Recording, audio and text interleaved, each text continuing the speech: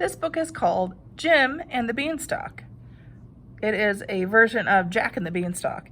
This is written by Raymond Briggs.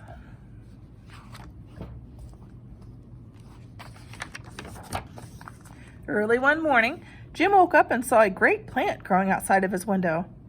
"That's funny," he said. "It wasn't there yesterday. I'll see how high it goes." And he began to climb up the plant.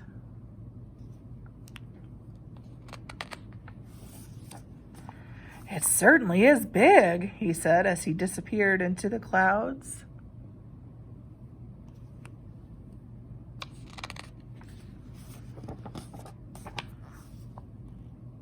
When he reached the top of the plant, Jim saw a castle.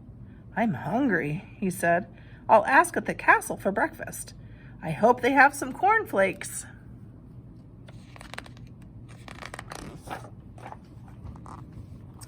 Jim ran to the castle and knocked on the door. He waited and waited until the door was opened slowly by a very old giant. "Aha," said the giant. "A boy. A nice, juicy boy. 3 fried boys on a slice of toast. That's what I used to enjoy eating in the old days. But I haven't any teeth now. Come on in, boy. You're safe."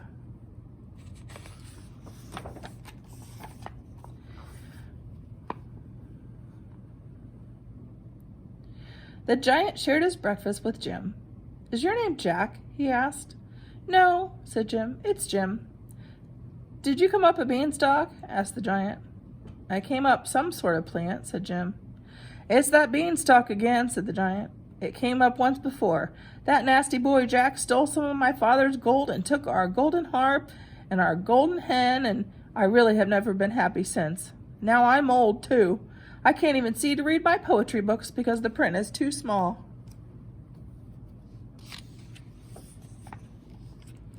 "Don't you have any glasses?" asked Jim. "Only drinking glasses," said the giant. "I mean reading glasses," said Jim. "They go on your nose and ears." "It's my eyes I'm talking about," roared the giant, banging his fist on the table. "These glasses are for your eyes," said Jim, and he explained about glasses while the giant listened carefully. "Get 'em," said the giant fiercely when Jim had finished. "Get 'em for me. I'll pay good gold." "I'll have to measure you," said Jim. So Jim measured the giant's head.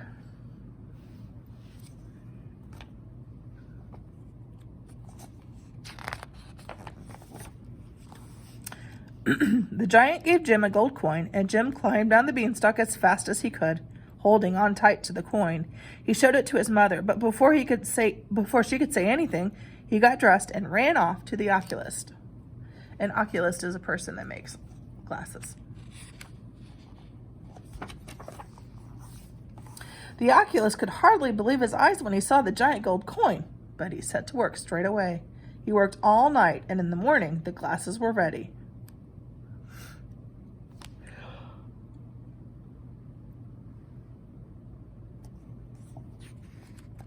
Oh, look how big they are. Oh, wow.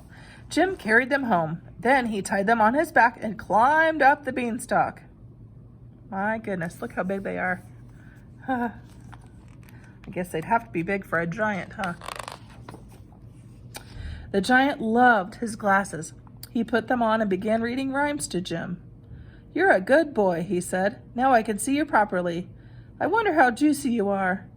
I can't eat anything much nowadays because I don't have any teeth." "Why don't you have false teeth?" asked Jim. "False teeth?" roared the giant. "Never heard of them." So Jim explained about false teeth while the giant listened carefully. "Get 'em," said the giant when Jim had finished. "Get 'em for me. I'll pay good gold."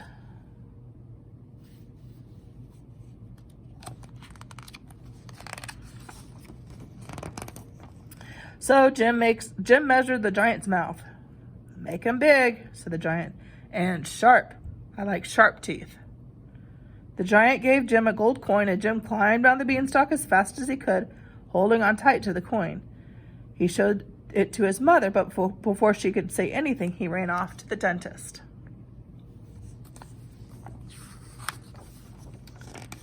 The dentist could hardly believe his eyes when he saw the giant gold coin, but he set to work straight away. He worked all night, and in the morning the teeth were ready. Jim carried them home. Then he tied them to his back and climbed up the beanstalk.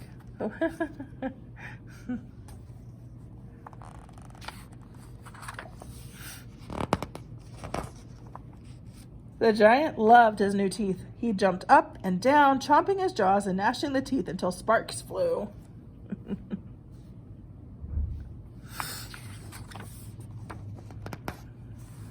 Then the giant sat down.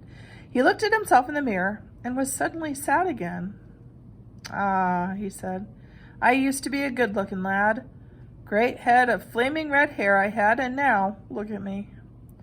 "Why don't you have a wig?" asked Jim. "A wig?" roared the giant. "Never heard of a wig." So Jim explained about wigs, and while the giant listened carefully. "Get one," said the giant when Jim had finished. "Get one that's red and curly. I'll pay good gold." So Jim measured the rest of the giant's head.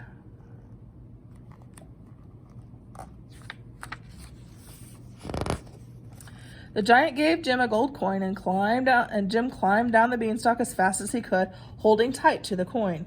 He showed it to his mother, but before she could say anything, he ran off to the wig maker.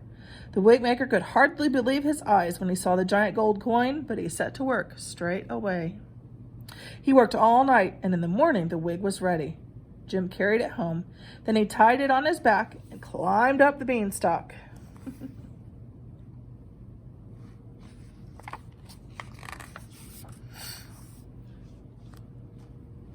The giant loved his wig. "I look about 100 years younger," he said. The giant put on all his best clothes and danced around his room, beaming at himself in the mirror. "It's terrific. I'm glad I didn't eat you." After a minute, he said gruffly, "Now look, boy, you've done wonders. I feel happy again. You'd better go now before I feel like fried boy again."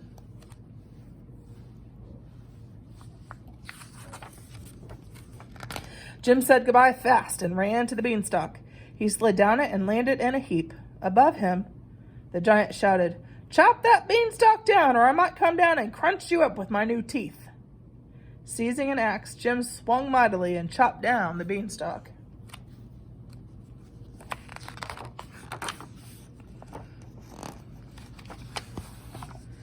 At that very moment, the beanstalk fell. Something else landed beside Jim with a thud. It was a giant gold coin wrapped in a giant piece of paper. On the paper was written, "Dear Jim, thank you for the teeth and the glasses, also the lovely wig. Your friend, the giant." Jim ran inside and showed the giant coin to his mother. "At last you can keep a coin for yourself," she said. Somewhere in the distance, Jim heard the roar of giant laughter. That was Jim and the Beanstalk by Raymond Briggs.